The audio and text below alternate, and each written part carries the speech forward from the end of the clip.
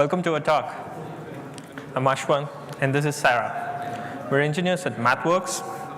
Together, today, we'll walk you through how engineers use model-based design for their complex engineering workflows. And they integrate PyTorch models in those workflows. There is a major shift right now. AI isn't just in the cloud. It is in devices around us, making them smarter. What does this mean for embedded engineers? They need to integrate PyTorch models into their existing traditional embedded workflows. And for data scientists, it is important to understand how their models get used. This will reduce friction when it comes to moving from prototype to deployment.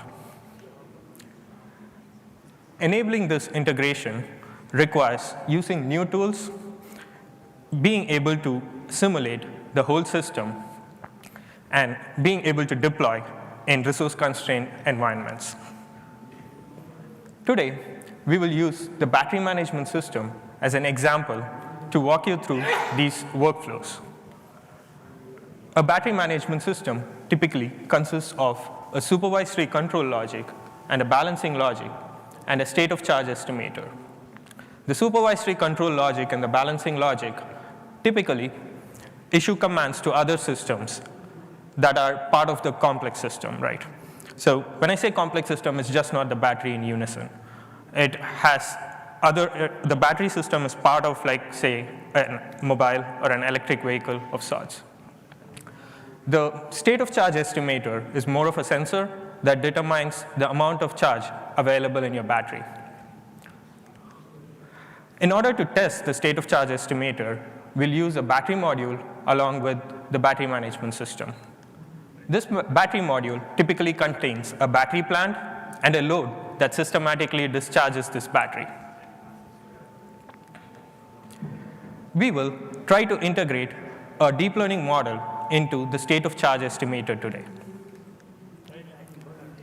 When setting out to create or design a system like this, there are some major challenges that embedded engineers face.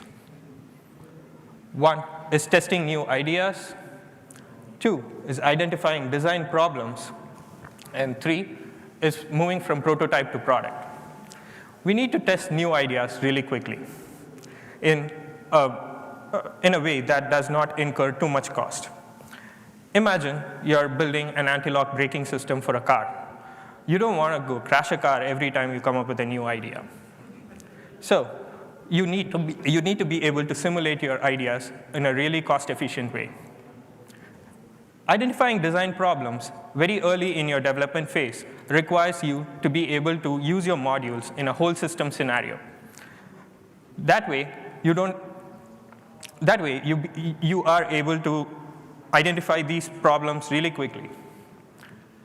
While moving from prototype to product, you need to reduce friction. This makes your solutions really scalable.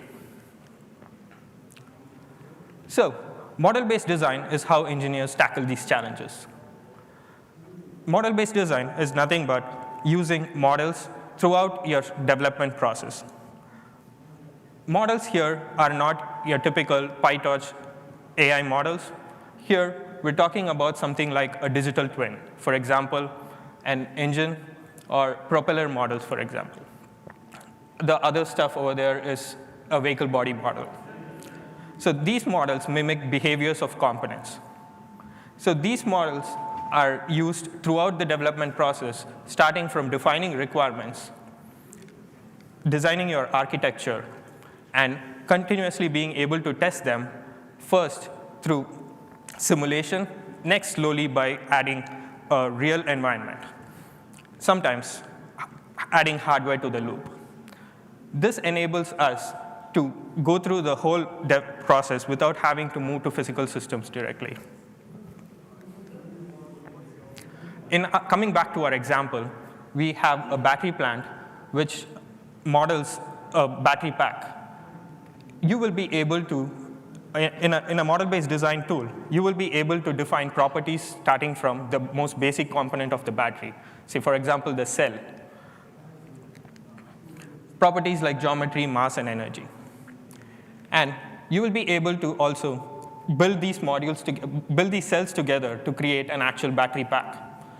What this essentially lets you do is you're able to now test your whole system as close as possible to the real world. Like being able to tweak all of these properties of the battery lets you make sure you're able to simulate the system effectively. The battery was an example of a physical system that you're able to model using model-based design.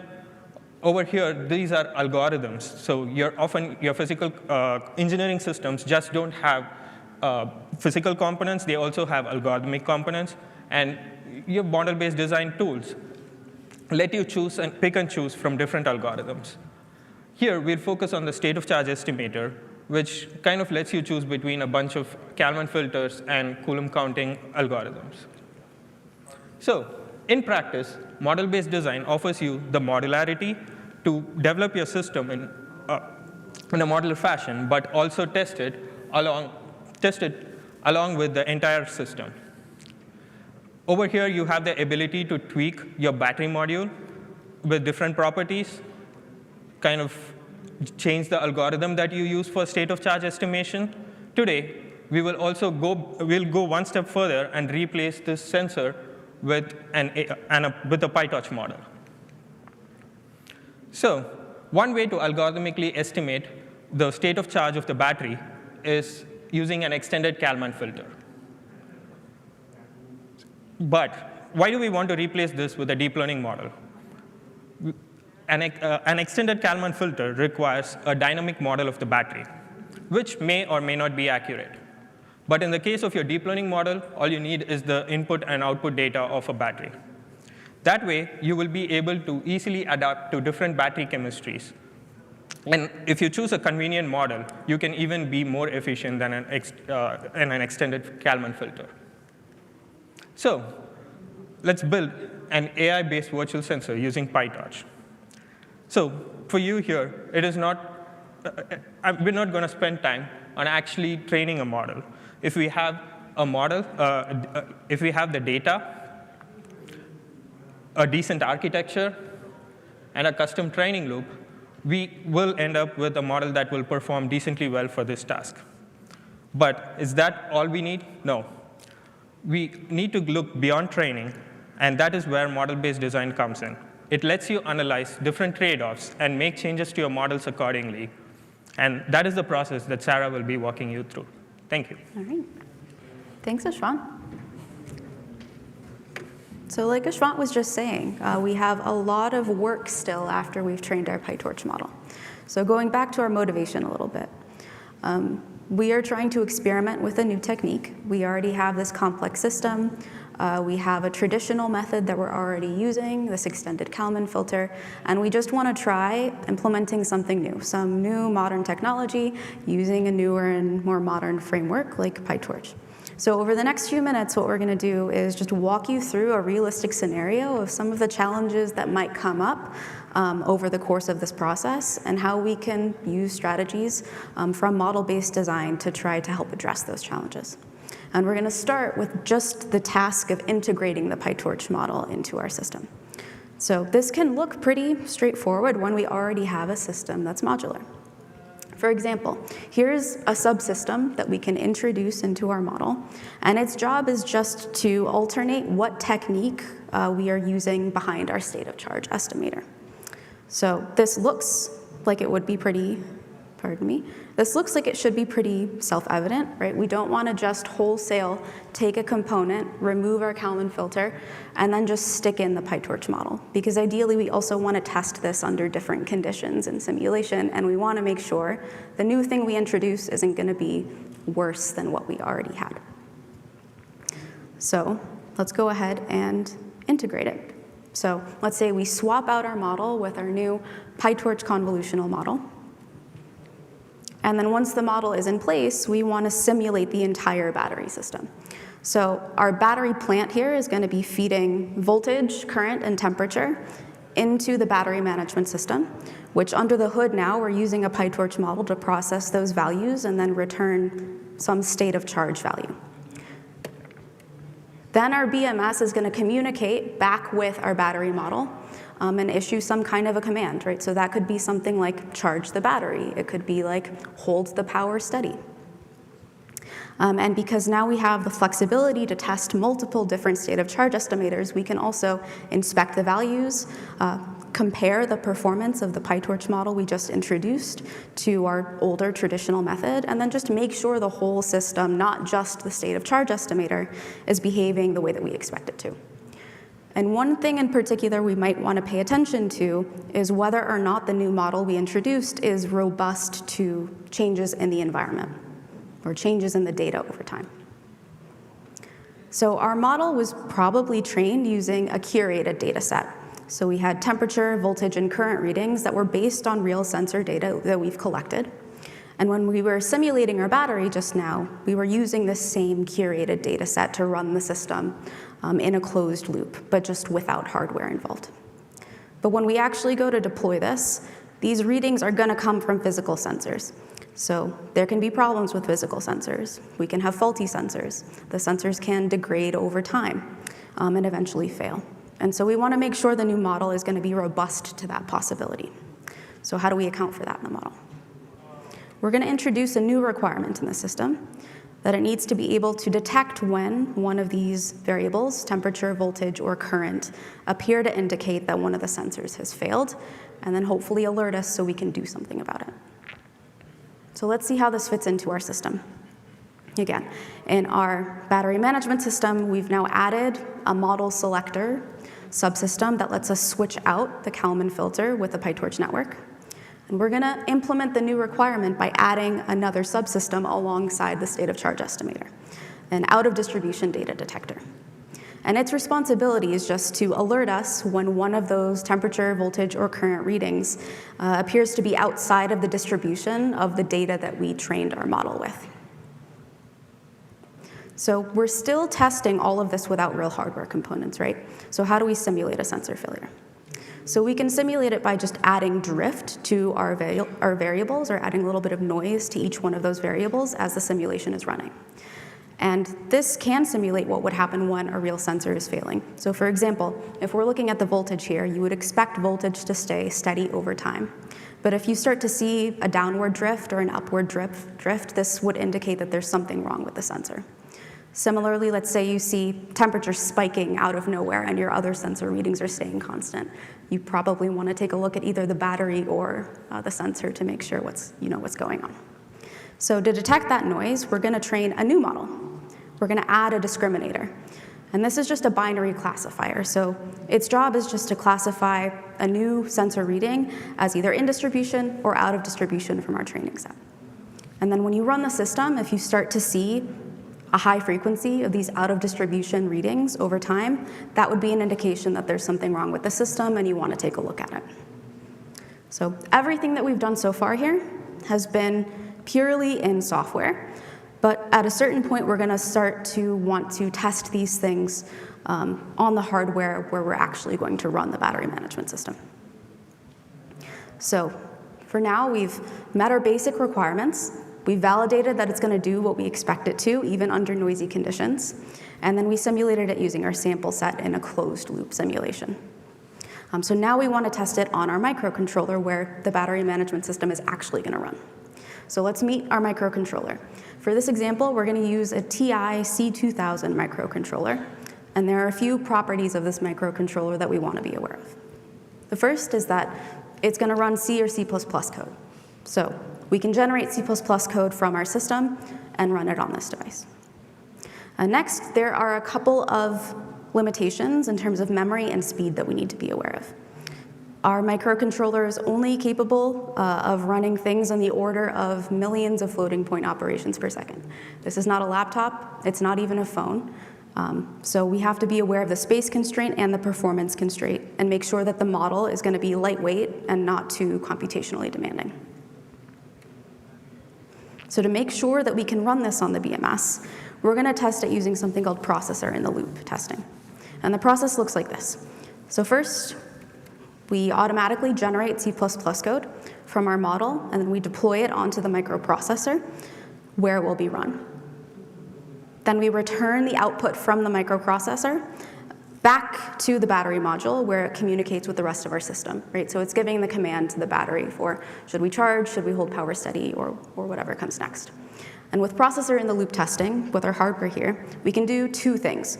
One, we want to make sure that the auto-generated C++ code produces the same numerical results that our original model produces. But the second thing is we want to make sure that it's actually compatible with our hardware. We want to make sure the model is compatible with the hardware. And if there's a problem, we have to go back and fix it.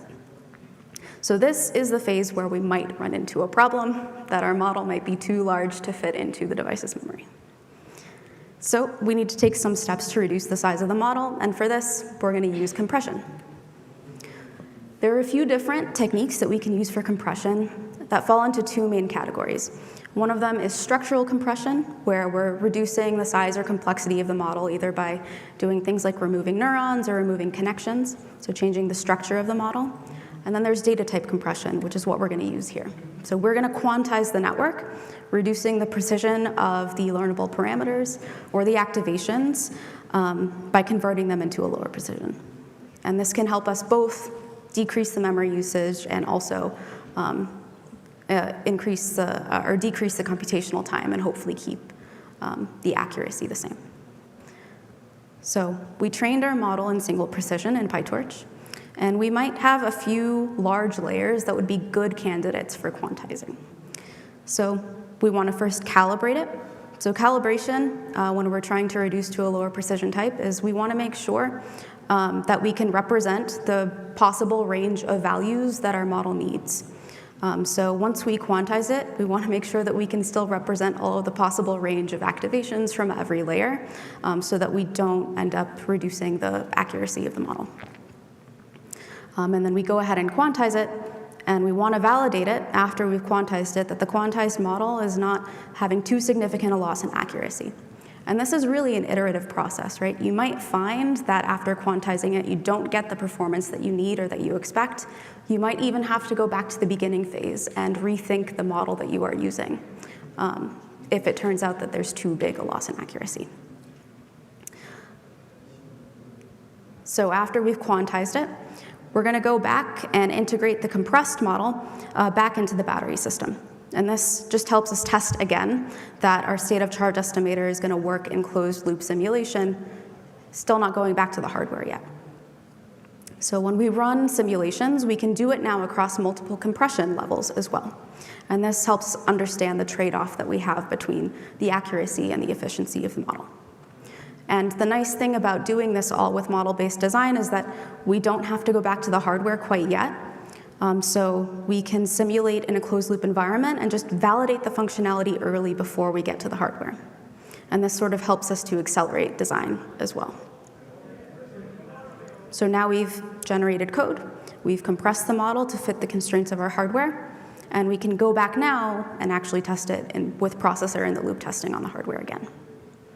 So let's retest it. So now we've gone ahead and replaced our model. We generate new code again, deploying it onto the microcontroller. And as this now is quite a bit smaller and fits into memory, this bit should succeed.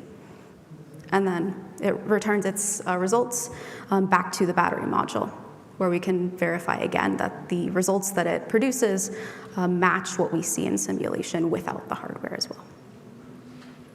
Right, so throughout this entire process, we were using model-based design as the tool to help us solve some different challenges. So we started with a new idea. Right? We just wanted to use a new technique, a PyTorch-based network, to build a virtual sensor. We experimented with this, ran simulations in closed loop to compare its performance. We ran into some problems along the way. We needed to both validate that the model would be robust to changes in the environment over time, and we also needed to validate that our model would be able to fit onto our hardware. But ultimately, we were able to run portions on the system on actual hardware using processor in the loop testing, even while other components were still just simulated. So this is sort of an iterative process that helped us overcome those challenges. So zooming out again, returning to the place that we started, this battery is just one tiny piece of a much wider system, and each component of that system has its own complexities, is interconnected with other systems, and we can adapt and test and simulate each of them when we're using model-based design. So that is the end of the talk. We're happy to take any questions. Yeah, go ahead.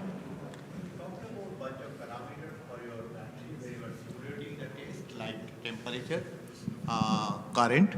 Now, can you tell us something about when you are testing? Is there any error detection and then error recovery, auto detection recovery? Can you do those? Yeah. things? Do you mean so? The question was. You didn't mention anything in the model so that you can write that model to auto. For example, if the temperature goes up, you bring down the system, and after some time again bring it back, and the temperature goes down. Is there any such model available? So were you asking basically at the point where you're creating the model initially, if you can? Even simulation. Your simulation means you're basically injecting errors in the temperature data, right? You're feeding some data with the simulation. Yeah, now, that's true. You are introducing some wrong data so that let's say temperature goes up. At that time, can your system detect? It's an error condition, basically error detection and error recovery. Can you tell us something about that? So you can do both. So both of those things are valid. You can both try and inject some of that data at the point where you're creating the model, and then you can also try and detect where there's something that your model hasn't seen yet at a later stage. Now, in that case, can your model auto-discover that and correct itself and again bring it back? That's my question. I see. Well, auto-recovery, basically. Yeah. So that is also possible. So we were just talking about, you just want to be alerted to the fact that there's a problem, but you're saying, well, don't we also want to be able to recover the system when we detect something like that happens? Yeah. There are many ways. If the system failed, either you can even automatically call somebody who is in charge and then come back, or you automatically can detect and lower the temperature and bring it back. It's a kind of control system. Exactly, yeah. That's a great idea. And again, model-based design was just the principle we were describing. You can adapt this system to do anything like what you're describing as well. So you are paying attention to data that's coming from your model. You want to take some action in response to it and feed that back into the system. That is one thing. Another thing is the software itself. Can you have some kind of plug-in and callback mechanism so that mechanism will handle it? Whatever way I want to do it, I can keep on changing those modules. Yes, you can also do that. Yes. Thank you. Thank you.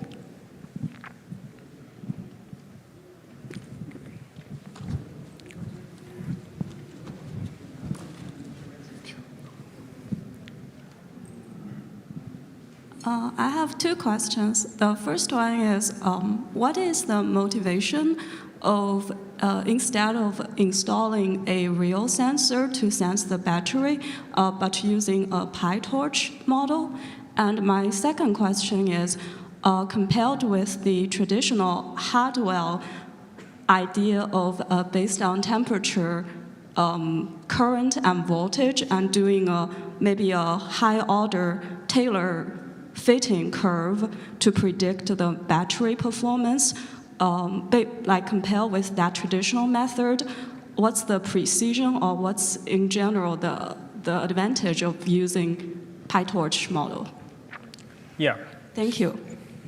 So can I understand your first question as why are we using a virtual sensor in place of a physical sensor here, what the motivation is? Of course, yeah. I guess physical sensors can degrade over time. Like if one is cost saving, if you're putting a physical sensor in a vehicle, and if it's going to degrade over time, you have to replace it, and you also incur the cost of creating that many physical sensors. So I'm not sure if that answers your question, but that is kind of the motivation. And the second is, why do we want to move from the algorithmic, like the Kalman filter way? For example, the traditional way that we are describing here in this example is the extended Kalman filter, from there to a deep learning model. I think there are multiple motivations. The one motivation that we specifically wanted to highlight is that the extended Kalman filter kind of requires you to have a dynamic model of the battery, and that could be accurate, could not be accurate. Instead, when you go with a data, and the second thing about that battery model is that you have to have a separate model for depending on every electrochemistry of a battery. Instead, when you go on a database method where you're training a deep learning model, now it's easier for you to adapt to different battery chemistries. Hope that answers. Cool. Thanks. Just a quick question. It's in the same vein. So you pass from common filter-based estimator to deep learning-based estimator, but would something in the middle, something that's physics-informed, maybe help you generalize or have smaller models, and then you wouldn't have to compress this much? Yeah, of course. The motivation behind showing this example is not exactly kind of using a Kalman filter or a deep learning model instead. It's more of showing you how model-based design can kind of help you simulate all of the stuff that Sarah was talking about, like have hardware in the loop, kind of like see where your trade-offs are, be it a deep learning model or be it something in between, like you say, a physics-informed neural network of sorts, or like the algorithm itself. Like all of these approaches are what engineers use, especially in their embedded workflows, to be able to simulate with hardware in the loop. And we just want to show how if you are training a model to kind of use in a scenario like this, then yeah, you want to use model-based design. Awesome. Thank you. We're out of time. Yeah, so. we'll hang out in the back if you have more questions. Thank you.